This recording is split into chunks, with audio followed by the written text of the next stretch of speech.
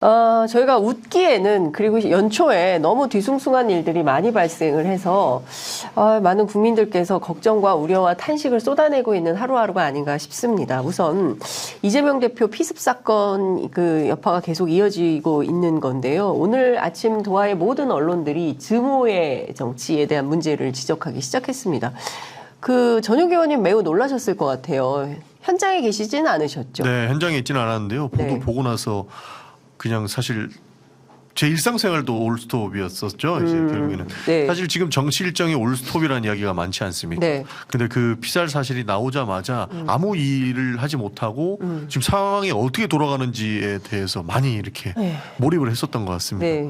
정말 큰일 날 뻔했고 실제로 그 현장이 뉴스에 나오기 전에 이미 많은 사람들에서 공유가 됐던 사안들이지 않습니까? 뭐 그러다 보니 지금 이 상황이 어떻게 돌아가고 있는 건지 무슨 일이 일어난 건지 참 모든 것이 스톱시켰던 그런 사건이었다고 생각합니다. 그렇구나. 어떻게 보셨어요? 아니 뭐 저도 너무 놀랬죠. 사실은 이게 이재명 대표가 부산에 현장 방문 갔다가 이제 피습을 당한 건데 사실은 그 피습 사실 자체도 참 너무 좀 충격적이었지만은 그 가해자분의 행태, 그러니까 지지자인 것처럼 위장을 해가지고 뭐 사인을 받으러 가는 것처럼 하면서 그렇게 공격적으로 나온 모습을 보면서 참 이게 한국 정치가 이거 하나를 갖다가 너무 우리가 침소봉대할 수는 없지만은 그래도 이 사건이 주는 메시지가 좀 남다르다라는 생각을 좀 했습니다. 그래서 그동안 이런 증오 정치, 적대 정치를 정치인들이 계속 무책임하게 이 파생 확산시켜 왔는데 그것이 이런 밑단에서 지지자들 사이에서는 이런 식의 좀 돌출적인 반응들까지 연결된 거 아닌가. 좀 전체적인 자성과 반성이 좀 필요하다는 생각을 했습니다. 그러니까 이게 되게 충격적인 거는 그냥 우발적인 사고가 아니라는 거잖아요. 그렇죠. 엄청난 계획을 세웠고 실제로 이재명 대표의 동선을 파악하기 위해서 입당을 했다라는 설까지 나올 정도니까 이 부분은 계획범죄 입장에서 봤을 때 너무나도 충격적인 거고 사실 그 종이 왕관을 쓰고 각종 이 대표 행사에 참석했다는 거 아닙니까? 그렇죠. 그리고 저는 더 충격적이었던 것은 이재명 대표가 차에 타고 있는데 그 앞에서 쳐다보고 있는 범인의 모습. 이것도 과거에 있었던 걸로 나오더라고요. 이런 것도 봤을 땐 이 계획된 범죄가 어디까지 지금 영향을 미칠지를 좀 봐야 될 것 같습니다. 실제로 칼도 간 흔적이 있고 변형을 시도했다라는 거거든요. 이거는 사실 증오의 정치 이상을 넘어선 정말 최악의 범죄로 기록될 것 같습니다. 그러니까 이분의 범죄가 사실은 이제 특수상해로 원래 적용을 할 수 있는데 찌른 부위가 또 목이다 보니까 지금 살인죄로 해서 이제 살인미수로 아마 이제 처벌을 받게 될 것 같습니다. 저는 엄벌에 처해야 된다고 보고요. 참 그 목이라는 부위가 굉장히 위험하잖아요. 근데 거기를 이렇게 흉기로 찌를 정도의 대범함이라고 할까요? 그것도 기자들이 다 동행하면서 이렇게 이렇게 좁은 골목처럼 이렇게 내려오는 과정 속에서 많은 사람이 있는데 거기서 이렇게 대범한 범행까지 한다라는 것은 매우 이것은 죄질이 나쁘기 때문에 저는 엄벌에 좀 쳐야 된다. 이게 죽이려고 일부러 간 거잖아요. 실제 죽이려고 했다라고 진술까지 한 거잖아요. 이 사람 가만히 둬서는 안 되는 부분이거든요. 최고형이 어떻게 돼요? 뭐 살인죄는 사형 무기징역 5년 이상인데 사실 뭐 사형을 집행은 안 하고 있기 때문에 이제 가장 엄벌에 처한다면 이제 무기징역처럼 이제 그 평생 종신형으로 아마 그렇게 처벌받을 가능성이 높죠. 네, 오늘 뭐 구속영장 실질심사가 예정이 되어 있는데 뭐 영장 청구는 당연히 되겠지만 지금까지 나온 내용을 종합을 해보면 일단 이분의 이제 당적이 처음에 2015년도에 새누리당으로 입당을 했다가 2022년에 탈당을 해서 민주당으로 입당을 했는데 입당 동기는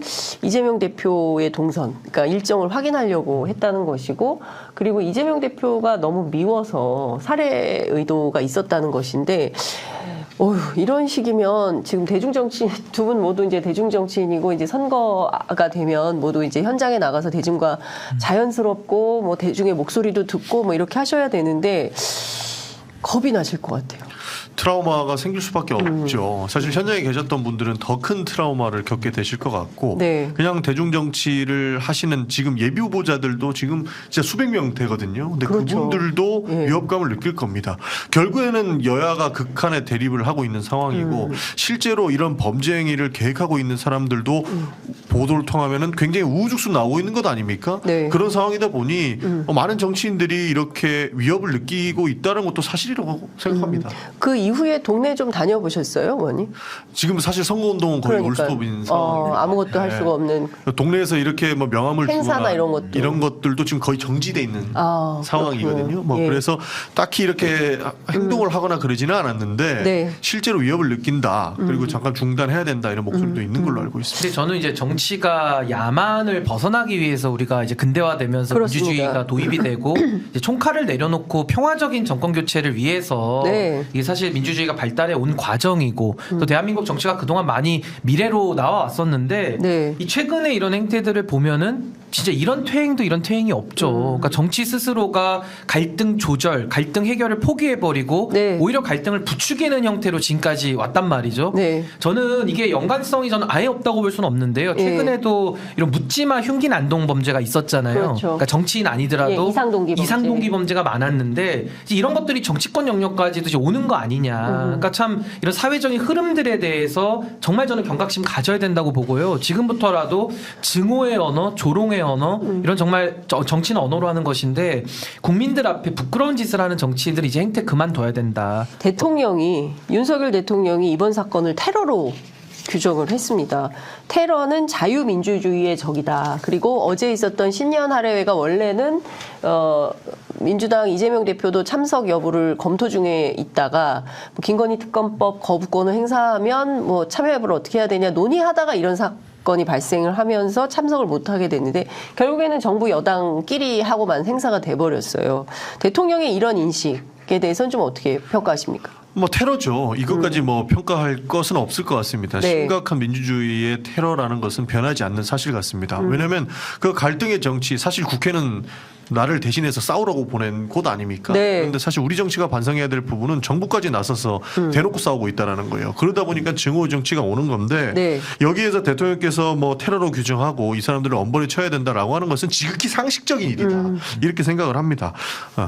이재명 대표 쾌유를 빕니다. 뭐 이제 이런 얘기도 하기도 했는데 오히려 대통령이 좀 그런 발언을 많이 하지 않았습니까? 특히 민주당을 향해서 제일 많이 보면 했죠. 반국가 세력 얘기하고 또 뒤이어서 된 한동훈 비대위원장 같은 경우도 뭐 민주당 운동권 뭐 이에 대해서 혐오의 발언, 증오의 발언 이런 것들을 오히려 정부 여당 사이드에서 더 부추기고 강조한 측면 이런 건 없을까요? 아니 뭐 성서에도 나오는 말씀이지만 마음의 미움만 품어도 살인을 범한 것과 같다 이렇게 성서에 나오거든요. 네. 그러니까 얼마나 이런 미움이나 증오라는 것이 사람의 마음에 그 분노를 자극해서 결국에는 어제 같은 그런 불상사까지 벌어지는 거 아닙니까? 네. 그럼 거기에 대해서 우리가 당연히 그 가해자를 처벌하는 것은 당연한 일이고요. 네. 그 본질을 좀 우리가 생각해 볼 필요가 있다. 네. 그렇다면 대통령이라는 자리는 이 윤석열 대통령뿐만 아니라 어떤 대통령이 나오더라도 국민 통합, 국가 네. 통합이라는 것을 제1의 과제로 업무 수행을 하는 것이 마땅한 겁니다. 예. 근데 윤석열 대통령은 지난 1년 6개월을 우리가 분석을 해보면 뭐 야당도 품지 못하고 뭐 품지 못하는 정도가 아니라 오히려 싸워라, 증오해라. 뭐 장차관들도 임명할 때도 그렇죠. 가서 싸워라.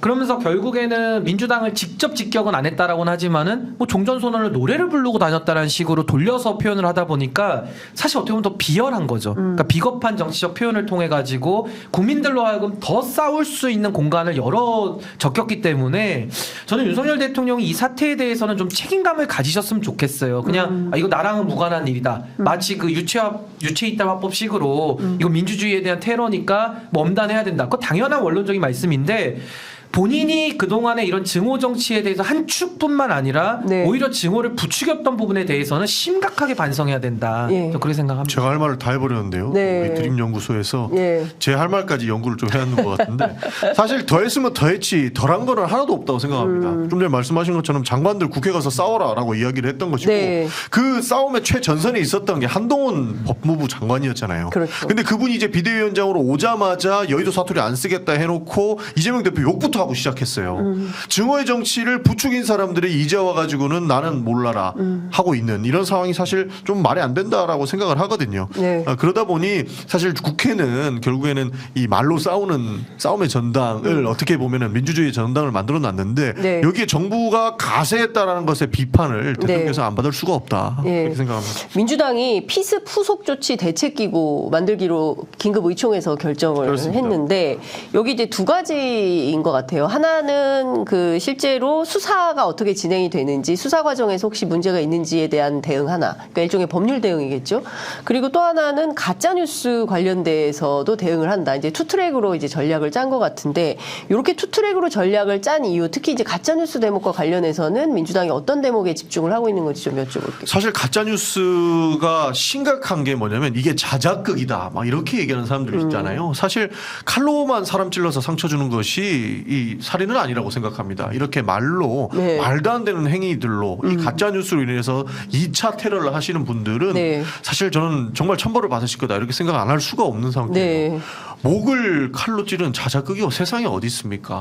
그런 지금 생명이 위중한 상황을 두고 그런 말장난을 하고 싶은지 한번 먼저 되묻고 싶은 예. 상황이다라는 말씀 먼저 드리고요. 예. 사실 법률적인 부분들은 다들 아시다시피 수사 상황들을 지속적으로 체크를 하겠다라는 네. 것이 있고, 세 번째로는 그 지금 많은 뭐 언론에서 열상이다, 뭐 1cm 열상이다 네. 이렇게 얘기해서 어떻게든 이 사건을 축소하려고 하는 움직임이 있는 것 같습니다. 예. 그런데 민주당에서는 이런 것들을 정확하게 체크해야 된다라고 해서 이런 기구를 만드는 네. 것이거든요. 열상과 자상의 차이를 먼저 설명을 드리면 열상은 정말 칼에 베인 상처, 즉 코매매 되는 상처긴 한데 자상은 창이나 칼 같은 걸로 찔렸을 때 그 깊이가 얼마가 될지 모를 때 이것을 자상이라고 하지 않습니까? 그런데 지금 많은 언론에서는 열상이라고 판단하고 있고 열상이라고 국민들께 얘기하고 있으니 아니다. 정말로 위험했던 이거는 자상의 흔적이 있고 실제로는 2차 감염에 의한 더 위험한 상황에 초래될 수 있는 부분이 있다. 그러니까 보도를 정정해야 된다라고 메시지를 계속 내고 있는 겁니다.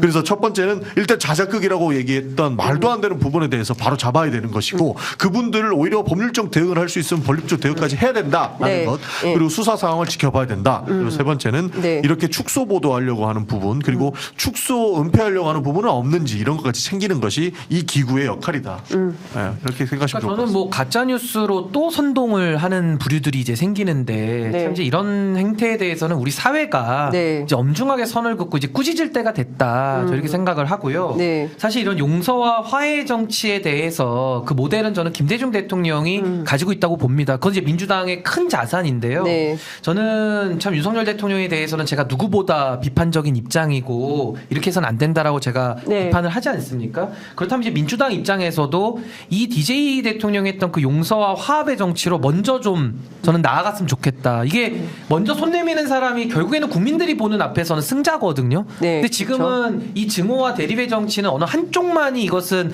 부추겨 온 건 아니고 물론 이건 누군가 먼저 시작은 했겠습니다만은 네. 그 이후부터는 서로 이제 가속 페달을 밟으면서 여기까지 온 것인데 지금부터라도 이제 우리 네. 사회를 생각하고 우리 공동체를 생각한다면은 어느 한 축이 좀 용서와 화해로 먼저 나아가면서 좀 정치적인 네. 공간을 여는 네. 그런 노력을 좀 해야 된다. 이렇게 먼저 봅니다. 이 혐오와 증오의 다 언어를 내려놓는 내려놓고 그다음에 화합과 통합의 언어를 쓰는 노력을 하는 쪽이 승자죠. 예, 승자가 그리고 된다. 더 중요한 건 그렇기 위해서는 이제 본인들의 그런 자성과 성찰, 예. 그러니까 그동안의 여러 가지 일들을 우리가 한국 정치가 10년 동안 굉장히 나빠져 왔잖아요. 예. 그래서 거기에 대한 저는 총체적인 좀 그런 결산 내지는 반성과 성찰 좀 이런 것들이 필요하다. 저는 이렇게 봅니다. 그러니까 저는 그 이제 열상 자산 관련해서 저도 굉장히 궁금해가지고 이제 어떻게 처음에 어떻게 보도가 나오게 됐는지 우리 정당 출입하는 기자들을 통해서 저도 이제 확인을 해봤더니 그 현장에 출동했던 소방이 제일 먼저 이걸 쓴 거예요. 목 부위에 1cm 열상으로 경상 추정. 그 다음에 요 내용을 그대로 받아서 경찰 대테러 센터에서 요걸 또 그대로 또 했어요. 그러니까 그걸 보고 기자들이 일파만파 퍼뜨린 거죠. 그러니까 제일 초동에 소방에서 이제 잘못 판단한 게 계속 확산됐던 측면이 있는 것 같고 어찌됐든 어제 그 민주당 영입 인사인 흉부외과 전문의가 근데 이것도 좀 포인트가 왜 서울대병원에서 브리핑을 안 하고 이렇게 하느냐 물론 개인정보 보호법 때문에 이제 그 환자와 환자 가족의 동의를 얻어서 이제 누군가가 브리핑을 했어야만 했다. 근데 그 부분도 조금 논란이 있는 것 같은데 여튼 이 문제부터 먼저 얘기를 좀 해보죠. 저는 증오와 혐오 범죄가 계속 이제 확산된다면 이 또한 전 정치권의 책임과 무관하지 않다라고 생각을 하는데 여기서 기여하는 게 또 이제 유튜브라는 미디어 매체의 역할인 것 같아요. 그래서 그러니까 제가 처음 이거 시작할 때 편향돼야 승산이 있다. 그러니까 양쪽 얘기 다 들으면 당신 망해. 이제 이런 얘기를 많이 들었었는데 그렇지 않은 그 언론 환경을 좀 만드는 노력이 필요한 거 아닌가라는 생각이 좀 들어요. 그리고 앞서 말씀 주신 대로 유튜브부터 이제 이런 또 가짜 뉴스가 또 그 확산되기 시작한 것이고 이 문제 좀 어떻게 해결해야 될까요? 근데 또 정치인들이 또 진영 유튜브에 또 출연해서 또 그런 논리를 또 확산하는 측면도 있는 거 아닙니까? 그러니까 하고 싶은 이야기를 하다 보면 자연스럽게 그렇게 한쪽으로 빠져들게 되고 네. 한쪽으로 빠져드는데 조금 더 선 넘기 시작하면 이것이 가짜뉴스의 유포 온상지가 되고 그러니까. 이런 부분들을 사실 하나하나 바로 잡아야 되는 것이죠. 네. 그리고 뭐 지금 정부에서는 가짜뉴스를 엄단하겠다 하면서 뭐 웬걸 그 정말 가짜뉴스를 양산하고 있는 그런 유튜브는 또 안 잡더라고요. 그러니까 방심이 뭐 하는 거냐, 방심이 가짜뉴스 센터 있는데 여기에서 이런 거부터 적극적으로 엄단을 한다면 그들의 역할에 대한 공공성을 담보받을 거 아니냐 이런 얘기가 있어요. 방심이 지금 딴짓한다고 정신이 하나도 없는 것 같아요. 아, 그래요? 예. 사실 많은 논란들이 나오고 있는데 방심위 자체도 지금 더 본인들이 문제를 야기시키고 있는 상황이라 가지고 네. 방심위만 믿을 수 없는 것이고 사실 적극적으로 신고하고 그런 가짜뉴스를 네. 유포하는 데는 노란 딱지 더 붙여야 된다 생각합니다. 네. 어떻게 생각하세요? 저는 물론 이제 뭐 방송에 대한 규제나 뭐 예. 유튜브에 대한 규제 이건 뭐 너무 범위가 넓어지니까 그건 좀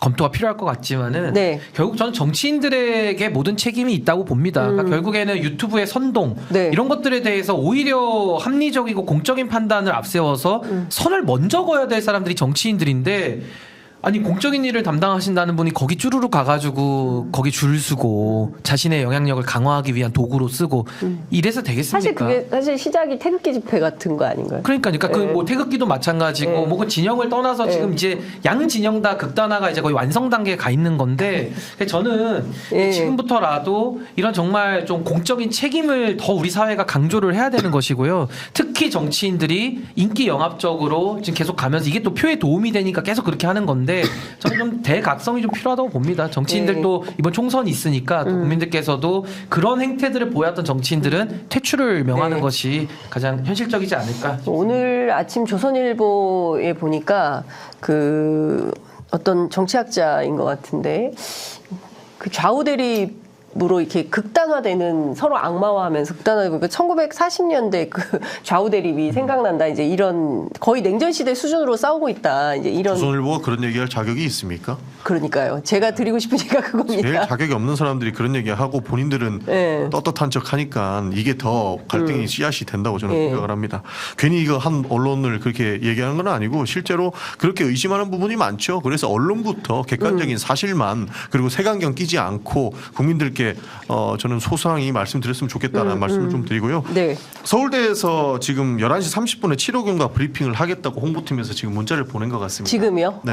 사실 저는 오늘부터 11시 30분에? 네, 오늘 11시 30분에 한다고. 어제는 왜 안 하고 오늘부터? 제 생각에는요. 아마 자신이 없었던 부분이 있는 것 같습니다. 어떤 부분에서 그 한 측면으로 얘기하는 건 뭐냐면 그러니까 서울대의 의료진들 못 믿는 이런 얘기가 아니고 네. 이게 자상이지 않습니까? 네. 만약에 열상이었고 꿰맸고 정말로 경상이었으면은 그냥 그 자리에서 바로바로 하면 돼요. 그런데 목 부위에 심지어는 이렇게 변조시킨 칼을 가지고 깊숙이 찔렀기 때문에 어떠한 추가 감염이 있을지 모른답니다. 그러니까 많은 의사분들도 이야기를 하시더라고요. 이게 48시간까지는 파상풍이라든지 다양한 2차 감염의 우려가 있기 때문에 마구잡이로 발표를 했다가 책임질 수 없는 상황까지 벌어질 것이다. 이런 얘기를 들었거든요. 저는 그 얘기를 들으면서 서울대가 섣불리 발표했다가는 오히려 더 혼란을 줄 수 있는 일이 발생할 수 있기 때문에 죄송합니다. 그래서 발표를 하지 않은 것인가 이 생각을 했고요. 어저께 저녁에 이제 일반병실로 옮기지 않았습니까? 네. 그러니까 우리가 지켜봐야 하는 그 48시간 뭐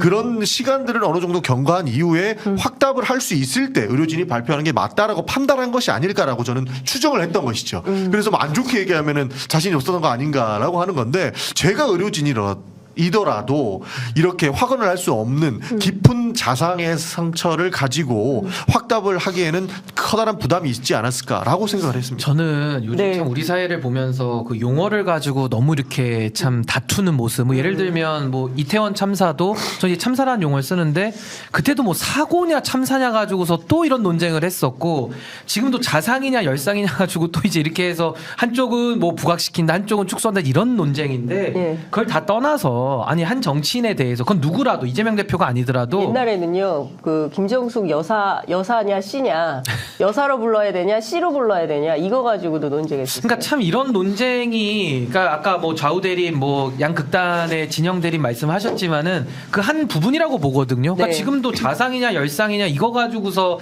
사실 사회가 논쟁할 것이 아니라 네. 정치인들에 대해 대중 정치라는 사람들에 대해서 한 지지자가 사인을 받으면서 위장해가지고 가가지고 목에다가 칼을 들이밀었단 말이죠. 네.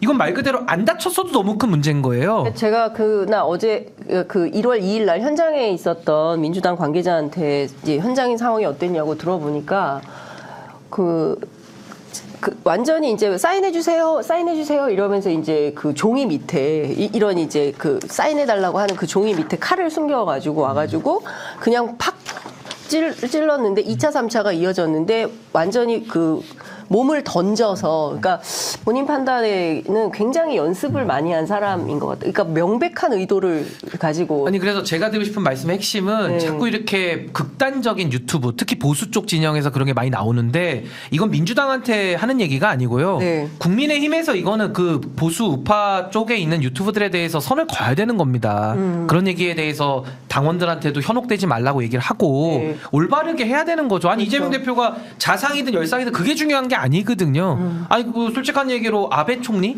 예. 아베 총리는 유세하다가 그렇습니다. 사망을 당했고 예. 뭐 리퍼트 대사나 박근혜 전 대표 대통령 대표 시절에 다 그렇게 다쳤거든요. 그러니까 이것은 있을 수 없는. 그러니까 우리가 문명 국가라는 거를 전제한다면은 네. 이건 좌우 대립을 떠나서 너무 이거 소모적인 논쟁이다. 맞습니다. 있을 수 없는 일이다 네. 이렇게 봅니다. 그리고 그분 범죄 사실 같은 걸 보면 몇 차례 연습을 했다라는 거 아닙니까? 그러니까 연습을 찌르는 연습을 했다는 게 아니고 어떻게 하면 대표 근처로 가가지고 상해를 입힐 수 있을까를 계획을 했다는 거예요. 그래서 여러 가지 당대표 일정에 동행하면서 가까이 갈 수 있는 방안을 연구했던 것이고 네. 이렇게 수차례 봐왔던 것이기 때문에 이거는 사실 그 사람의 100% 네. 계획된 범죄 행위다 이렇게 볼 수 있을 것 같고 방금 신인규 변호사님 말씀해 주신 것처럼 이런 것들을 막으려면 네. 결국에는 모두가 노력하지 않으면 답은 아니 이건요 국민의힘도요 네. 얼마든지 당할 수 있어요. 다 자기 얘기가 되거든요. 그렇죠. 누구나 예. 이거는 진짜 우리 사회가 지금 넘지 말아야 될 선들을 너무 넘다 보니까 예. 정말 혼란스러운 상황인데 이번 사태만큼은 좀 단일된 목소리를 내는 게 맞다. 이게 근데 실제로 국민의힘도 지금 당할 수 있다라고 이렇게 범죄 예고 글이 올라와서 아니 한동훈 위원장에 대한 글이 네, 올라왔잖아요. 한동훈 위원장 지금 뭐 경찰들 막 수십 명 끼고 네. 사진 찍히고 그렇게 하고 있어요. 그래서 오늘 한동훈 위원장이 그 광주 현장을 방문을 하는데요. 5.18 묘지를 가는데 철통 경호 받으면서 이제 가고 있다. 그러니까 지난번에도 이제 그 이재명 대표의 경우에 41명의 경비 인력이 있었는데 대구에서 240명 경찰이 출동했었는데 오늘 이제 광주로 이동하는 지금 모양입니다. 저렇게 해야 되는 거죠? 아니 어떻게 왜 생각하십니까? 보통 저렇게 하면 너무 과잉 대응하는 거 아니야? 본인은 이렇게 혼자 살라고 하는 거 아니야? 이렇게 비판하는 분도 계실 텐데 네. 저는 그렇게 해야 된다고 생각합니다. 왜냐하면 범죄 예고글이 올라왔어요. 네. 지금 이재명 대표를 추가 범죄 예고글도 올라왔고 한동훈 비대위원장도 살해하겠다라고 범죄 예고글이 올라왔답니다. 네. 그럼 어떻게 해야 돼요? 그러면 경찰은 저렇게 과잉 경호를 하는 것처럼 보여줄 필요가 있다는 거죠. 사실 과잉이라고 표현할 수 있지만 저렇게 해서라도 앞으로의 추가 범죄가 일어나지 않게끔 막아야 되는 것이고 네. 모방 범죄가 일어나기 가장 좋은 환경이기 때문에 저는 지금은 저렇게 보여줄 필요가 있다. 그러면서 이재명 대표나 다른 이렇게 주요 정치인들 입장에서도 저렇게 보호할 필요가 있다라고 근데 생각합니다. 저는 저 장면을 보면서 저 얼마나 비극적인 일입니까? 그러니까요. 이제 대중 정치인들이 대중화가 될 수 없는 거 아닙니까? 대중과 만나기가 어려워지는 더 거예요. 불가능해지니까 예. 저는 저는 저런 방식을 뭐 단기적으로 쓰는 건 저도 뭐 이해는 합니다만은 저렇게 계속 갈 겁니까? 그거 아니잖아요. 그러니까 그렇죠. 제가 하고 싶은 이야기는 한동훈 위원장도 책임 있는 역할을 해야 된다. 그렇다면 보수 쪽에서 나오는 그런 엉뚱한 소리들에 대해서 네. 명확하게 선을 긋고 아닌 건 아닌 거라고 해야 되는 겁니다. 그리고 이재명 대표와 이런 관계들 또 윤석열 대통령과의 관계들 풀어내야 되는 거죠. 네. 그렇게 해서 이제 정치의 이런 증오의 온도, 증오의 기압을 빠뜨리는 네. 이제 그런 역할을 해야 되는 것이지 그런 역할은 안 하고 저런 식으로 이제 경찰도 호위해가지고 뭐 언제까지 저렇게 다닐 건데 저게. 네. 그러니까 저거는 단기적인 방안이다 이게. 그러니까 근데 제가 그 아까 전에 증오의 정치를 한동훈 장관도 부추긴 측면이 있다 말씀드리지 않았습니까? 저렇게 많은 경호 인력을 받았으면 이제 좀 배웠으면 좋겠어요. 그러니까 반성문 쓰셔야 돼요. 그렇죠. 증오에 정치하지 않겠다. 혐오 네. 대상으로 삼지 않겠다. 이런 얘기를 본인도 느끼시고 앞으로는 저런 일이 일어나지 않게끔 반성문 쓰셔야 그러니까 반성문을 쓰시든지 아니면 정계를 은퇴하든지 둘 중에 하나를 하셔야 돼요. 정계를 은퇴하는. 둘 중에 하나를 해야 돼요. 네. 아니, 안 아니 근데 그러면 4월 네. 10일 이후에 자기 인생은 없다고. 그러니까 이걸 안 하면요. 네. 그 지금 저렇게 계속 경찰도 호위해가지고 언제까지 다닐 거예요. 네. 그러니까 정치를 정상화할 의도나 목적이 없다 그러면은 네. 한동훈 위원장은 더 이상 정치할 이유도 없다.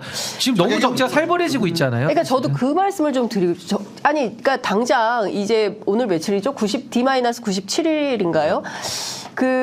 이제 선거가 다가오고 있어요. 선거는 축제입니다. 그리고 자유로운 시민들하고 만나서 자유롭게 토론도 하고 현장에서 사진도 찍고 뭐 이런 민원도 있어요라고 얘기도 하고 뭐 팬들한테 선물도 받고 뭐 꽃도 받고 막 악수도 하고 이러잖아요. 그러니까 이런 자유로운 선거운동, 선거 캠페인의 장이 열려야 되는데 경찰한테 저렇게 호의를 받으면서 대중하고 만날 수가 없는 게 완전히 경찰의 벽에 둘러싸여 있는 거 아니겠습니까? 제가 이거 왜 걱정하냐면요. 네. 이게 절대 하나를 제가 일반화하자는 게 아니고요. 네. 과거에 동물국회라고 있었잖아요. 그렇죠. 지금 국회 선진화법 되기 전에 국회에서 진짜 난투구까지 벌이면서 동네 싸움 비슷한 걸 막 우리가 봤었는데 저는 맨날 그때 생중계짜리를. 현장에 있었습니다. 근데 그게 12월이 두려웠어요. 근데 그게 우려스러운 게 뭐냐면요. 국회에서 싸우기 시작하니까 어떻게 되는지 아십니까? 타 광역의회 기초의회로 그 싸움판이 넘어갑니다. 지방자치단체로. 네. 그러니까 저는 지금 이렇게 양당의 뭐 정치 지도자들이죠. 지도자들에 대한 이런 테러들이 실제로 눈앞에 나오는 지경인데 네. 여기에 대해서 정치인들이 반성하고 책임을 느껴야 되는 게 당연하지 않습니까? 그러니까 저는 그 얘기 진짜 답답한 게 지금 누구도 그 얘기를 안 하고 있어요. 나부터 혐오의 발언, 다 반성문 써야 증오의 되죠. 발언 내려놓겠다. 아니 안 그러면 총선 어떻게 치르니까 총선도요. 네. 아까 제가 말씀드렸다시피 이 격렬한 전쟁이 이제 전파되면요. 이제 뭐 각 지역에서 이제 이 난리들이 나면 언제 다 그걸 다 경호합니까? 그럼 사건 사고 일어나면 그거 어떻게 누가 그럼 또 책임질 치안이 겁니까? 민생의 공백이 생기죠. 그럼요. 그러니까 되게 심각한 문제라는 걸 좀 맞습니다. 제발 좀 인식을 하기를 네. 정말 좀 바랍니다. 정말. 그러니까 기성정치가 반성하는 모습부터 보여야만 이 문제는 앞으로는 일어나지 않을 것이다. 그래서 오늘 분위기가 무거우니까 제가 드립도 못 치잖아요. 그러니까, 분위기도 무거우니까. 맞아요. 그러니까 이제 제가 할 드립 말을 연구소였어요. 연구하셔가지고 제가 할 말을 연구하셔가지고 그러니까 완전히 그 즐겁고 재미있는 유쾌한 정치 토크가 돼야 되는데 우리 원래 유쾌하게 하려고 했었는데. 그러니까 원래 유쾌한 그렇죠 유쾌한 분들인데 유쾌한 분들 모셔놓고 이렇게 참 우울한 얘기를 하고 있다. 근데 사실은 이게 다 그 정치의 퇴행 때문에 벌어진 일이고 앞서 말씀해주신 대로 진짜 그야말로 정치의 정상화가 필요한 순간이 이렇게 젊은 정치인들이 적극적으로 노력을 하고 있는데. 예. 현장에 있는 진짜 기성 정치인들이 더욱더 노력을 해야 되지 않을까라는 생각이 좀 듭니다. 저도 반성해야 되는 부분입니다. 네. 예. 혐오의 정치 많이 하셨어요?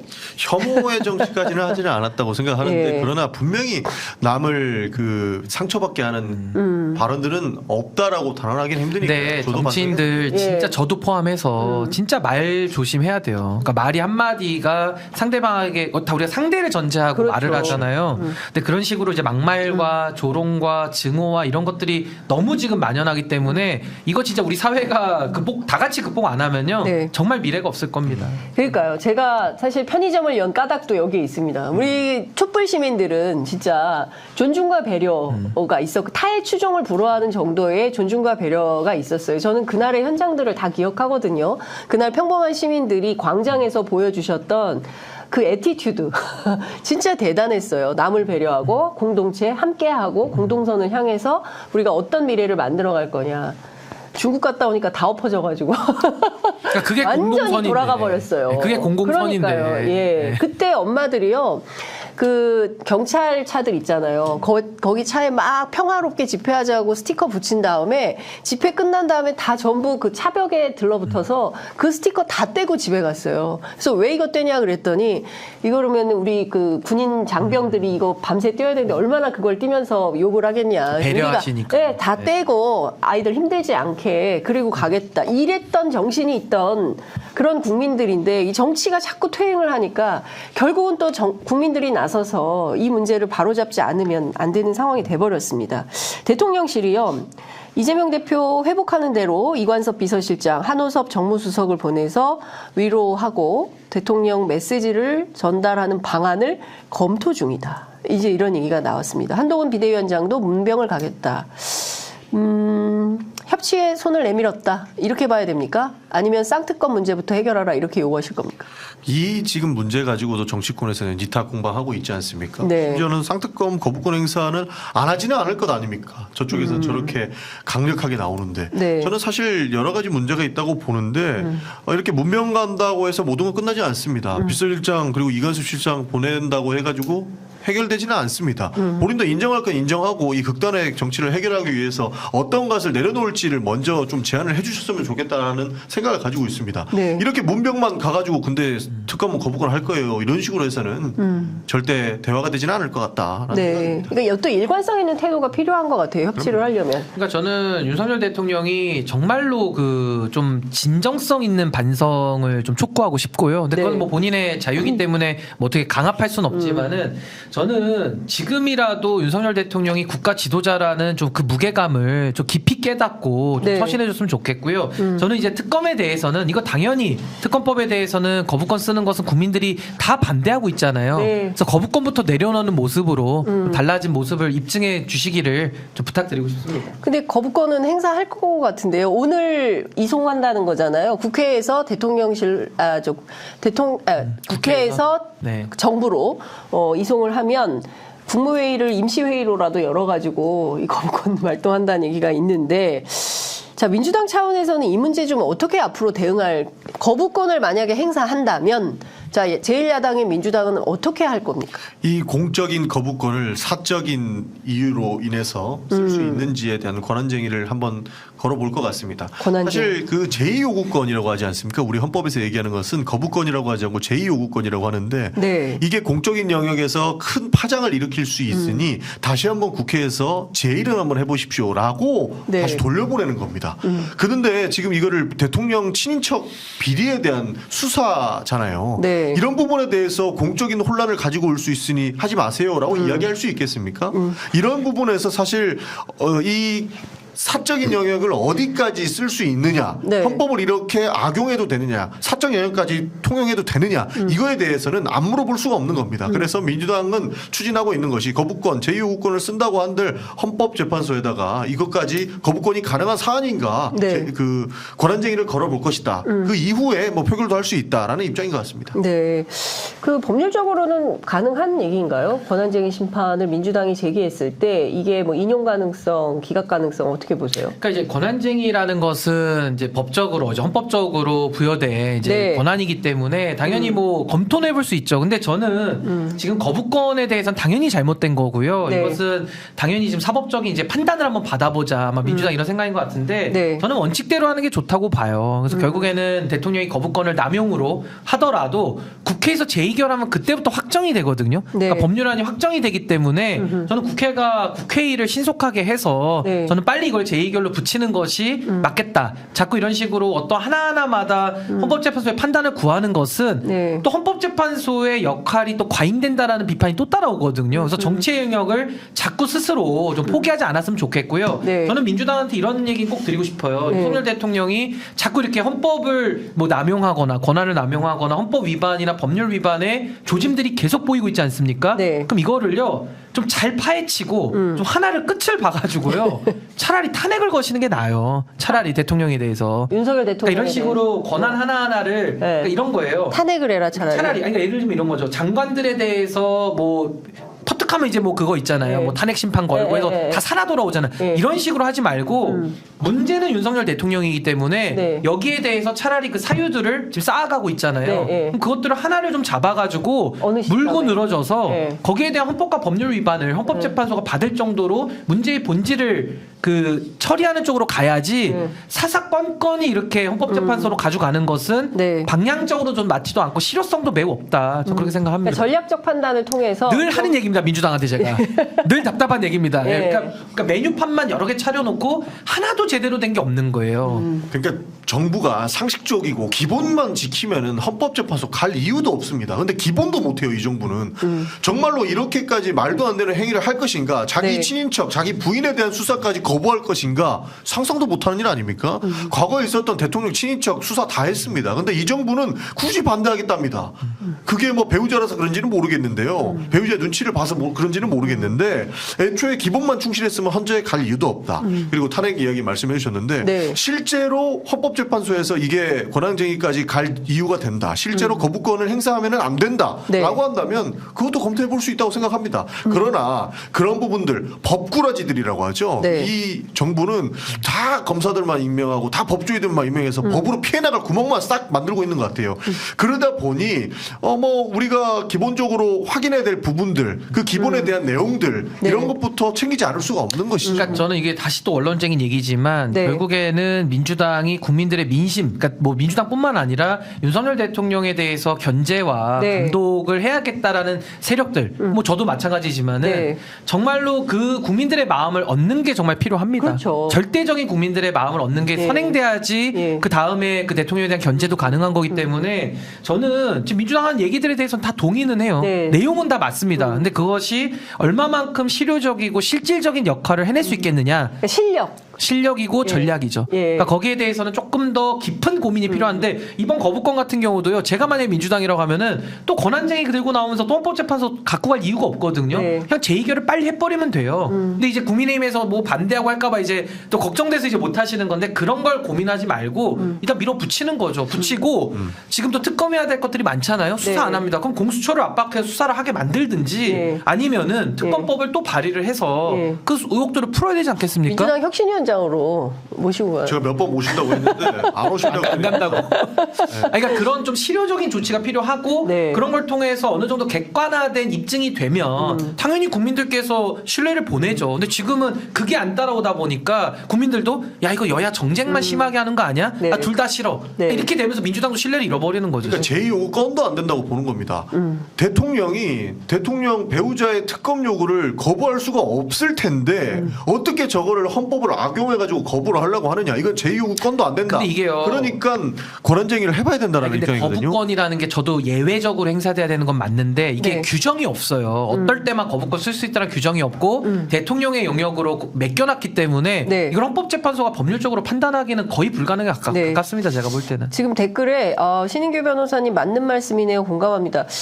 우리 그 용기를 좀 더 내셔야 될 것 같습니다. 전용기 의원님에 대한 댓글도 여러분 많이 올려주시면 좋을 것 같습니다. 아니 그러니까 맞는 말씀이시긴 해요. 근데 뭐 제2요구에서 바로 표현하면 되는데 애초에 그런 것부터 모르고 있는 것 같아요.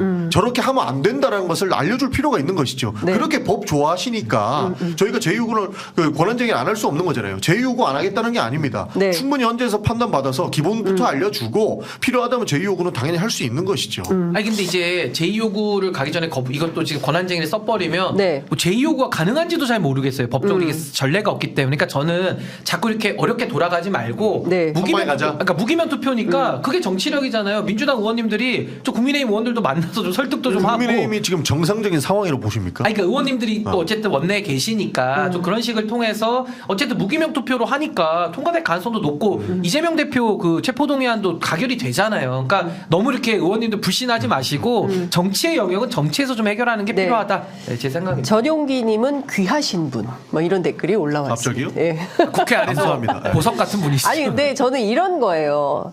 늘 보면 어느 순간부터 정치의 사법화, 너무 심해요. 정치가 정치 안에서 스스로 해결을 못하고 그냥 건 바이 건으로 계속 법으로 가져가가지고 법률적 판단을 받아서 법이 맞다 틀리다 판관이 해주면 거봐 내 말이 맞지 이러고 돌아오는 거거든요. 사실 입법, 사법, 행정이 서로 견제와 균형을 하면서 민주주의 발전을 이루는 거고 의회는 의회 나름의 권한과 의회 권력이 큰 겁니다. 국민들이 부여한 권력 아니겠습니까? 그러면 그거를 아주 그 무게감 있게 해야 되는데 정치가 계속 그 사법으로 가는 영역에 대한 좀 답답증이 있다 이런 말씀을 좀 드리면서 김건희 여사가 안 보여요. 어디 갔습니까? 당연히 왜 숨었어요? 19일째 두문불출, 신년 인사회도 나타나지 않았다. 김건희 여사 나오면 도움 안 된다는 거 뻔히 알고 있으니까 숨겼겠죠. 감추는 거예요? 그렇죠. 감추고 있는 것이죠. 그리고 김건희 특검법의 찬성 여론이 70% 이상이 되는데 네. 여사가 나오셔가지고 또 사진 찍고 인스타그램용 사진을 또 대통령실의 페이지에 걸고 이러면 당연히 사람들한테는 거부감이 들 수밖에 없는 것이죠. 여기서 중요한 점은 이제 네. 대통령도 숨으려고 한다는 겁니다. 대통령이 숨지 않게끔 저희가 적절하게 견제를 해서 네. 이번 총선에서 정확한 윤석열 정부 심판을 해줘야 된다라고 생각합니다. 저는 지금 전용기 의원 말씀에 100% 동의하는데 네. 지금 김건희 여사는 이제 그 몰카 사건 이후에 네. 숨을 수밖에 없는 이제 그 상황을 자각한 것 같고요. 저는 지금 이 정치권을 보면서 제가 가장 불만인 게 뭐냐면은 네. 한동훈 위원장이 등장하고 난 이후에 네. 윤석열 대통령이 싹 사라지고 있습니다. 그러니까 쉽게 말하면 윤석열 대통령 입장에서 존재감이 줄어든다고 볼 수도 있지만은 바로 한동훈 위원장 나오면서 그 차기 권력 구도로 이게 넘어가 버리는 모양새거든요. 네. 이렇게 가면 절대 안 되는 게 지금 가장 큰 문제의 본질과 근원은 누구냐면 네. 윤석열 대통령이에요. 그러니까 여기에 대해서 우리가 늘 잊어서는 안 되고 네. 모든 문제를 지금 일으키고 있는 그 본체라 그럴까요? 네. 그 본체에 대한 강력한 견제를 전 계속 더 이어나가야 된다. 저 그렇게 생각합니다. 네. 어쨌든 이 정부는 선거에 굉장히 민감한 정부다.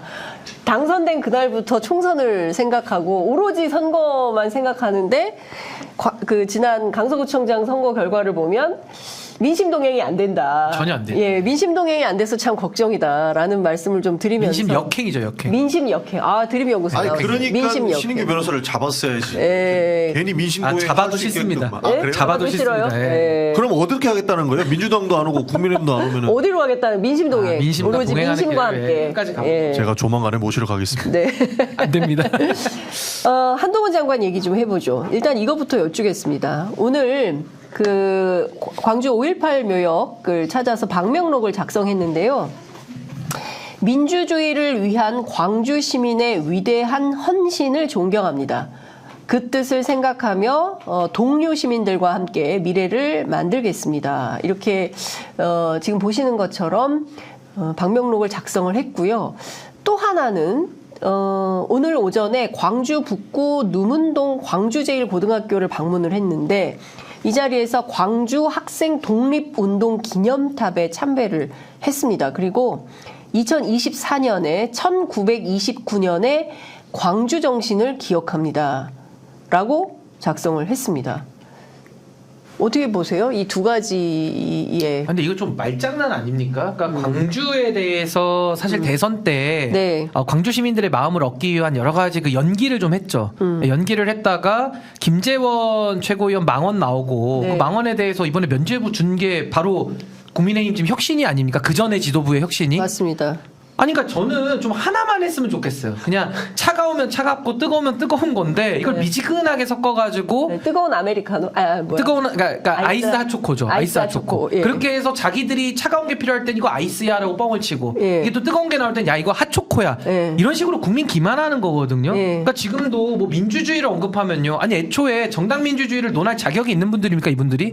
이 정당을 이 쑥대밭을 만들어 놓고 네. 대통령 사당화에 대해서 그럼 반성이나 하고 그리고 광주 가가지고 민주주의 정신 다시 한번 계승하겠다. 이렇게 해야 논리적으로 맞잖아요. 네. 근데 어떻게 본인들 유리한 것만 저렇게 하고 다니는지 이건 너무 좀 정말 지켜보면서 그러니까 이분들은 어떤 두 개의 얼굴인가? 막 이런 생각이 들어요. 정말 여의도 진짜. 아수라백장인가? 정말로. 네. 여의도 사투리를 빨리 배우신 케이스예요. 예. 굉장히 빨리 배우셨고 예. 시작과 동시에 5천만이 국민이 쓰는 단어 버리시고 여의도 사투리로 들어오셨고 예. 어저께 대전에서는 뭐 했습니까? 최상병 생일이라고 네. 참배 한번 하고 가자라고 했는데 그거를 무시하고 가셨어요. 예. 그러면서 무슨 진심을 이야기할 수 있겠습니까? 그런 측면에서 사실 여의도 사투리로 저렇게 좋은 말 쓰셨는데요. 네. 진심을 좀 보여주셨으면 아니, 그럼 하나만 더. 아니, 민주주의를 얘기하는데요. 민주주의의 기본이 뭡니까? 국민이 주인이라는 거 아닌가요? 그렇죠. 그럼 국회가 가장 우선하는 거 아닌가요? 네. 그럼 왜 거부권을 저렇게 남용해요?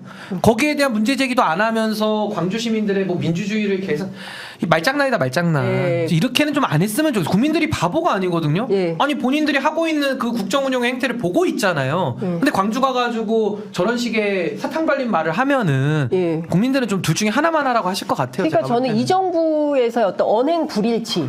너무 심해요. 그게. 예, 요새 그 우리 학생들 사이에서 이모티콘이 언행 불일치가 굉장히 폭발적으로 인기가 많은데. 아니, 그거 아세요? 바보 게임이라고. 어떤 거요? 이렇게 숫자를 내면서 다른 숫자를 내면 뭐 이렇게 네. 4 네. 이렇게 하는 게 있어. 네. 4, 네. 5 이렇게 하는 게 네. 이런 식의 거의 그 바보 게임 수준이에요. 제가 볼 때는. 바보 게임이다. 아니 근데 지금 보면 이런 거예요. 오늘도 이제 이게 1929년 11월 광주에서 시작된 이 항일 운동의 역사는 학생 운동이죠. 그 1919년 3.1 운동 이후에 벌어진 가장 큰 이제 항일 혁명 운동이었던 건데 그 한국 사람들 다니는 학교, 일본인이 다니는 학교 이런 차별 대우 한국인과 일본인의 차별 대우, 그다음에 식민지 교육에 대한 문제, 뭐 이런 것들을 반발하면서 일어났던 이제 시민운동, 혁명 이런 거였는데 또 우리 붕짜자 신원식 장군은 또 진짜. 영토 분쟁을 또 사실로 규정하고 일본 정부 편에 서가지고 또 해석을 하고 있단 말이죠. 그러니까 이 정부 안에서 벌어지는 언행 불일치와 이거 뭐 인식의 부조화라고 해야 됩니까? 인지 부조화인데 인지 부조화라고 해야 됩니까? 봉숭아학당 비슷한 거죠. 봉숭아학당. 봉숭아학당. 네. 국방부 장관이 아니고 일본 외무성 대변인을 뽑아놓은 줄 알았어요. 네. 그러니까 이렇게 진심을 안 보여주시고 사실 광주에 저렇게 좋은 말 쓰셨다고 하시는데 네. 광주 시민분들이 사실 정치에 굉장히 예민하시. 그렇죠. 이게 트라우마도 있고 실제로 이 민주주의를 세우기 위해서 본인들이 헌신했던 그 과거가 있기 때문에 예. 이렇게 말장난에 절대 놀아나지 않는다고 생각합니다. 정확히 평가하십니다. 예. 진심을 다해서 그리고 언행일치가 되었을 때 광주 네. 사람들은 이 사람들이 진짜 바뀌고 있구나라는 생각이 받을 텐데 네. 저렇게 좋은 말 쓰고 그리고 본인이 보고 싶은 것만 보는 거잖아요. 다른 내용 다 빼고 저 내용만 얘기하는 거 보면 네. 저렇게 해서는 민심 얻기 힘들다 생각합니다. 그리고 저는 정치인들이 신뢰를 얻기 위해서는 일단 네. 말이 일관돼야 되는 거죠. 네. 말을 바꾸더라도 설명을 해야 되는 것인데 또 그 말과 행동이 일치되느냐 여부까지 국민들이 보고 계신 겁니다. 네. 근데 지금 윤석열 정부나 우리 한동훈 위원장 같은 분은 일단 말 자체도 왔다 갔다 너무 많이 하잖아요. 네. 그리고 또 지금처럼 광주 가서 민주주의에 대해서 또 이제 얘기를 많이 할 겁니다만은 네. 그럼 민주주의를 국회에서는 왜 안 지킵니까? 왜 대통령하고의 아니, 관계에서는 왜 국회를 무시합니까? 아니 동료 시민을 그렇게 강조하면서 동료 시민 70%가 찬성하는 네. 아니 그 아니 그분들은 또 동료가 아- 아닙니까? 자기 동료. 비동료예요? 비동료입니까? 자기 동료. 자기 동료. 누구 그러면 맞죠? 앞에 한동훈의 자기라는 말 동료니까 써야지 누구- 그러면. 내 동료라고 우리 해요. 동료, 아. 내 주변 사람. 아니 그 내 표현을 주변 정확하게 하셔야죠. 그럼 자기 동료 시민 이렇게 얘기를 해야죠. 내 동료 시민. 그러니까요. 네. 아니 봤잖아요. 헷갈리잖아. 그게 또 그냥- 갑자기 동료인 줄 알았는데. 김홍일 위원장 동료 아니었어. 헷갈린데. 한동훈 저는 비대위원장 참칭이에요. 저는. 참칭? 참칭 보수 호소인인데 저는. 예. 그쪽 입장에서는. 김홍일 위원장 봐요. 검찰 하나에라는 말이 그냥 나오는 게 아니잖아요. 내 동료만 믿는 것 같아요. 권익위원장 시켜놨다가 아, 특수부 네. 동료. 네, 특수부 동료. 그렇게 아. 얘기를 좀 하셔야겠다. 그 사람들의 네. 굉장히 또 헌신합니다. 그 사람들을 위해서는. 네. 지금도 죽으라고 김건희 여사 특검 방해. 아니 그래서 저는요 민주주의라는 용어가 네. 정말 우리가 얼마나 많은 분들이 피와 땀을 흘렸습니까? 그렇습니다. 그러니까 저는 여기에 대해서 저런 식으로 광주 가서 이야기를 한다라는 것은 네. 이거 정말 대한민국에 대한 전 모독으로 느껴져요. 그러니까 좀 더 저런 말을 쓰려면 국회에 돌아와서 지금 당장 국회 정상화하고 네. 대통령에 대해서 상권 분립 지키고 네. 할 말을 해야 네. 그 말이 영이 쓰지 않겠습니까? 그러니까요. 그러니까 지금 보면 좀 안 맞아요. 그러니까 동료 시민들이 원하는 건 안 하면서 사방팔방 다니면서 동료 시민 얘기를 하고 있어요. 그러니까 오바마 흉내내기다 이제 이런 얘기가 나오고 있는데 이런 정치를 통해 정치는 사실은 내용이 중요하거든요. 그 사람이 주장하는 발언보다 더 깊이 있는 그래서 어떤 내용을 정치의 내용을 어떤 걸 실천하고 있는 거냐 이제 이거를 국민들은 보고 있는 거예요. 근데 말은 저렇게 하는데 행동은 따르게 하네. 이러면 이건 또 이제 심판론이 작동을 할 수밖에 없다. 이렇게 위선이라고 부르죠. 위선. 그렇죠. 네, 위선이라고 부르죠. 그러니까 이런 위선적 행태에 대해서 국민들은 심판할 결심이 다 돼 있는 것 같아요. 그러니까 벌써 올해죠. 올해죠. 예, 올 총선에서 국민들은 심판할 결심을 좀 끝낸 상태인데 우리 정치권이 각 당이 어떤 정치의 내용을 보여주느냐에 따라서 그 심판의 표가 어디로 갈지 어디로 향할지 이게 결정이 된다고 보여집니다. 제가 이것 좀 여쭤볼게요. 한동훈 위원장이 인재 영입 또 자기가 직접 한다라는 거예요. 그래서 제가 어제 국민의힘 내부를 취재해 보니까 어떤 얘기가 나오냐면 윤석열 대통령의 아바타라고 민주당은 규정을 한다. 한동훈 장관이. 그러나 앞으로 조금만 지켜봐라. 그는 윤석열의 아바타가 아닐 것이다. 그게 무슨 얘기냐? 이렇게 물어봤어요. 그랬더니 다른 목소리를 낼 거다라고 주장을 해요. 그래서 민주당이 규정하는 윤석열의 아바타는 틀린 그림이 될 거다라고 이제 예고를 하고 있는데 무슨 주장이라고 보세요? 뭐 좀 다르게 행동한다. 네. 김건희 여사 특검부터 좀 다르게 행동했으면 좋겠어요. 아니 그것도 하지 않고 나중에는 다를 것이다. 네. 그 말을 누가 못합니까? 네. 나는 다르다. 항상 얘기 나오는 것 아니에요? 근데 나중에는 달라질 거니까 조금 이따 지켜봐라. 이거는 말이 안 된다고 생각하고 이것부터 내로남불이다. 이렇게 생각합니다. 사실 한동훈 비대위원장이 오시고 나서 이재명 인재영입위원회 그 전에 왔죠. 네. 이재명 인재위원장이 왔을 때 국민의힘의 대변인이 엄청 비판했습니다. 네. 인사권까지 독점하려고 하느냐. 논평까지 냈어요. 논평까지 내가지고 이재명 영입위원장 비판했거든요. 근데 본인들 봐요. 이제 그 대변인 뭐 하는지 모르겠어요. 그 대변인 자를 겁니까? 그러니까 목사 붙여넣기 해서 이름만 바꿔서 또 내시면 되겠네. 그러니까 그렇게 하려고 하는 거예요. 목사 컨트롤 C V에서 이름만 맞아요. 바꿔요. 이름만 바꿔라. 대변인 일 덜었네. 일 덜었네. 그러니까 그 대변인 역할을 우리가 좀 해야 될 것 같은데 어쨌든 그 지금 앞뒤가 너무 다른 거예요. 네. 본인들은 다를 앞뒤가 것이라고 얘기를 하지만 네. 앞뒤가 달라버리는 거예요. 네. 기성정치인과 다른 게 아니고 앞뒤가 그러니까. 다르죠. 제가 법을 전공했잖아요. 네. 이 법률가들의 특징은요. 예. 논리적으로 꼬이면은 굉장히 저는 못 견디겠거든요. 그러니까 말이 앞뒤가 꼬이면은 네. 굉장히 알레르기틱한 반응이 나옵니다. 어쩔 수 없어요. 법의 특성상 논리 일관돼야 되는데 네. 아니 한동훈 위원장도 같은 법을 배웠고 매우 논리적으로 사셨을 분 같은데 어떻게 지금은 모든 논리가 이게 꼬여 있잖아요. 거의 뭐 컴퓨터로 치면 이게 뭐 렉 걸렸다 그래야 되나? 이게 막 지금 작동이 안 되는 상황인데 네. 계속 이렇게 언제까지 갈 수 있을까? 전 아까 그 심판할 결심이라고 하셨는데 네. 정말 이제 국민들께서 끝장낼 결심을 근데 저 하실 것 같아요. 신 위원장님께 이것 좀 전직 그 국민의힘 관계자시니까. 아, 전직 관계자죠. 네, 전직 관계자니까 좀 여쭤볼게요.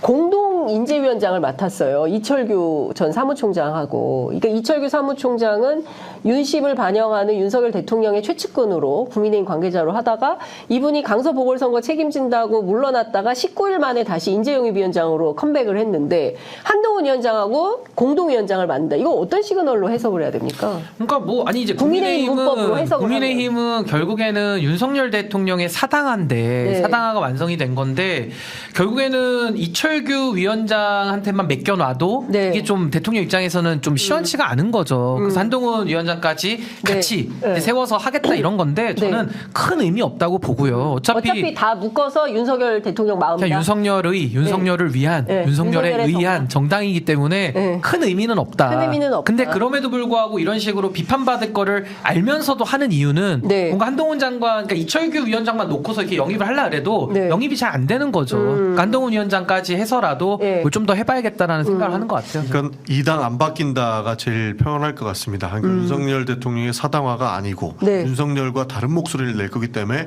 아바타가 아니다라고 이야기하는데 행동은 아바타처럼 하고 있다는 거죠. 네. 이철규 위원장이 어땠습니까? 사실 이철규 의원은 굉장히 그 윤석열 대통령한테 신뢰를 받는 사람입니다. 네. 그래서 사무총장에 오셨고 그래서 많은 당직을 거쳐 가셨어요. 그때도 네. 뭐라 했냐면 윤석열 대통령이 오더를 내렸기 때문에 이철규가 무엇을 할 수 있다라는 것이 네. 정치권에 파다했다라는 거거든요. 그런데 이제는 바뀌겠다라고 주장하면서 또 대통령이 믿는 사람을 갖다 앉혔어요. 네. 이거는 정부 운영과도 일맥상통한다고 보는 게 좀 전에 검찰발 하나회라고 얘기했던 게 뭐냐면 네. 김홍일 방통위원장이 권익위원장 하시다가 왔죠. 네. 특수통 믿는 사람들만 그 자리에 쏙쏙 본인들이 가고자 하는 자리에 그리고 주요 보직에 앉힌다는 비판이 있지 않습니까? 네. 당도 똑같아요. 당도 사무총장 하다가 분명히 본인이 책임을 지고 내려놨는데 네. 이제 또 한 번 와가지고 보니까 또 믿는 사람 또 그 사람 데리고 온 거잖아요. 공관위원장도 이거는 대법관 그냥 출신. 윤석열 사당화에서 일보도 진전하지 않았다. 네. 이렇게밖에 볼 수 없는 거라고 생각합니다. 그러니까 저는 사실 비대위원장이라는 건 전권을 갖고 있기 때문에 굳이 네. 인재영입위원장이 있는데 네. 그걸 공동으로 한다는 게 너무 어색하잖아요. 그러니까 대표가 이렇게. 아니, 그러니까 이재명 대표가 겸직할 때도 어색했는데 이것도 네. 더 어색해. 인재영입위원장이 있는데 또 그걸 비대위원장이 공동 가서 같이 공동위원장을. 하니까 웃기잖아요. 네. 근데 저는 뭐 굳이 이걸 해석을 해보자면 뭐 해석하기도 싫지만 네. 해석을 하자면 아마 이철규 위원장도 못 믿을 가능성이 좀 있다. 갖다 쓰지만 네. 조금 거기도 무슨 짓 할지 모르니 네. 한동훈 위원장이 같이 좀 그걸 살펴보라는 살펴봐라. 그런 시그널 아니냐라고 저는 해석은 하는데 대통령이 그렇게 했을 것이다. 전 그렇게 보죠. 아니 안 그러고서는 비대위원장이 정권을 갖고 있는데 대표인데. 왜 그거를 공동으로 인재위원장을 같이 한다? 뭐 이런 식의 조직 체계는 처음 보는 거죠. 네, 그러니까 저도 이런 건 처음 봅니다. 그러니까 못 믿는 것 당대표 겸 뭐 이렇게, 그러니까 인재위원장으로 내가 직접 챙긴다. 내 사람 내가 꽂겠다 이런. 아니 이럴 수는 있죠. 당 대표가 인재영입 위원장을 같이 하는 거는 네. 내가 인재영입 파트는 대표지만 요건 특별히 내가 더 할게라고 할 수는 있는데 네. 지금 국민의힘은 상황이 다른 게 이철규 위원장이 있잖아요. 있는데 또 가서 하겠다라는 것은 네. 뭔가 못 믿겠다라는 그런 내부적인 뭐 의심이 좀 반영된 거 아닌가. 네. 뭐 굳이 그렇게 해석할 수 있을 것 같습니다. 네. 아유, 하여튼 지금 복잡한 정치 상황 저희가 들여다보고 분석하고 있습니다. 10시 55분 지나고 있는데요. 끝으로 그래도 저희가 신년 새해 2024년 첫 방송입니다. 두 분께 그래도 올 한 해 시청자 여러분께 그리고 윤석열 대통령께 이것만은 꼭 좀 해줘라. 당부 말씀 있으면 두 가지 말씀 한 말씀씩 듣고 마무리하겠습니다. 다른 거는 필요 없습니다. 법 네. 앞에 평등했다라는 언행일치만 좀 해주셨으면 좋겠습니다. 그리고 민주주의를 이야기하실 거면 좀 전에 신규 변호사 말씀해 주신 것처럼 실제 민주주의의 전당인 국회를 이렇게 무시하고 권력으로 누를 생각을 하시면 안 된다. 네. 역사의 심판을 받으실 수 있다. 예. 라는 걸 좀 상기시켰으면 좋겠습니다. 네. 그리고 시청자분들께는 네. 저희가 정치를 새롭게 바꾸기 위해서 노력을 하고 있는데 많이 부족한 점이 있는 것 같습니다. 그 부분 겸허하게 인정하고 반성하겠다는 말씀을 드리고 조금 더 노력해서 바꿀 수 있는데 많이 좀 가르쳐 주셨으면 좋겠다라는 말씀 드리고 싶습니다. 지금 8,447분께서 함께하고 계십니다. 10,000까지 좀 올려보도록 하겠습니다. 네. 저는 뭐 올 한 해 일단 청룡의 해고요. 이제 네. 신년 새해가 밝았는데 우리 시청자분들께서 더 행복하시고 더 건강하셨으면 좋겠다는 말씀 드리고요. 저는 새해에 뭐 많은 방송도 하고 하겠지만은 우리 신선한 용기를 가장 우선에 두고 열심히 하겠다는 말씀 먼저 드리겠고 네. 저 윤석열 대통령께는 이런 말씀 드리고 싶은 게 국정 운영은 놀이터가 아니다. 저는 좀 너무 가볍게 인식하시는 것 같은데 지금 초저출산 문제가 너무 심각해서 이제 한국은행도 요 문제에만 계속 매달리고 있거든요. 네. 저는 이 문제를 해결할 모든 책임은 지금 대통령에게 있기 때문에 우리 시대가 처한 우리 공동체가 처한 이 위기에 대해서 좀 책임의 무거움과 좀 엄중함을 느끼시기를 진심으로 좀 부탁을 드립니다. 네, 정말 그 날로 살기가 어려워지고요. 이거는 비단 이제 경제적인 문제, 먹고 사는 문제뿐만이 아니라 안전의 문제가 정말 심각해졌어요. 이태원 참사로 정말 많은 분들이 끔찍한 기억을 갖게 됐고 유가족들 여전히 길거리에서 그 오체 투지하면서 이태원 참사 특별법 요구하고 있습니다. 1월 9일 날 통과되는 거 맞죠? 네, 해야죠. 네, 하는 것이고. 근데 그 현장에 말이죠. 예전에는 민주당 국회의원들이 많이 있었어요. 네. 함께 동행해서 다만 몇 분이라도 한 10분이라도 맨 앞열에 선다면 참 많은 힘이 될 것 같고 우리 언론들도 많이 올 텐데 너무 현장이 쓸쓸했어요. 아직도 챙기고 있습니다. 사실 네. 그래서 지난년에 네. 무조건 통과를 시켰어야 됐다라고 강력하게 주장을 하셨고 사실 집회도 계속 국회에서도 내부적으로 진행을 했었거든요. 그러니까 네. 외부에 안 된다 해서 내부에 앉아가지고라도 의장님 압박하고 했는데 네. 결국에 뭐 여야 협의 문제 뭐 이런 것으로 하면서 사실 의장님이 잘 안 해주셔가지고 네. 굉장히 좀 많이 서운했던 네. 그리고 실제로 막 안 좋은 얘기까지 하는 분도 계셨는데 어쨌든 1월 9일에 합의 처리 안 되더라도 상정해 주시기로 하셨으니까 그때는 특별법을 만들어야 된다라고 네. 생각합니다. 근데 기대를 해보겠습니다. 그러니까 뭐 저희가 답답한 정치 현실을 시원하게 그리고 속 시원한 얘기들로 채워드리려고 늘 노력을 하는데 언제나 부족함에도 저희 시청자 여러분들께서 함께 좀 건강한 댓글로 참여해 주시고 저희 그 댓글에 욕이 없어요. 저는 그게 참 너무 감사합니다. 그러니까 뭐 험한 육두 문자 주고받는 분들도 많이 있는데 그런 욕설은 없다고 하는 순간 욕이 하나 돌아요. 예, 지양해 주시기 바랍니다. 오늘 말씀은 여기까지 듣도록 하고요. 오늘 한동훈 위원장 현장에서 맨 마지막에 한 중년께서 김건희 특검을 외쳤다고 합니다. 국민들의 열화와 같은 요구를 한동훈 위원장이 외면하지 않기를 당부하면서 오늘 말씀은 여기까지 듣도록 하겠습니다. 두 분 감사합니다. 네, 감사합니다.